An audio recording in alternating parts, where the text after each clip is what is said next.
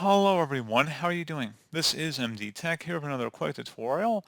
In today's tutorial, I'm going to show you guys how to add a signature line in your Gmail replies. So this should hopefully be a pretty straightforward process here, guys. And without further ado, let's go ahead and jump right into it. So all you have to do is select the gear icon at the top right corner of the Gmail inbox. Go ahead and left click on that. And underneath quick settings, you want to select see all settings.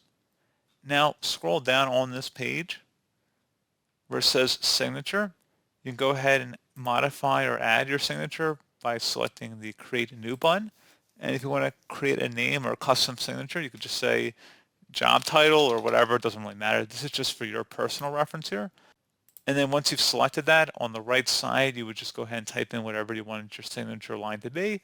You copy and paste in the information as well. If you have a corporation, they might have a template for you to copy and paste in here. And that's pretty much it.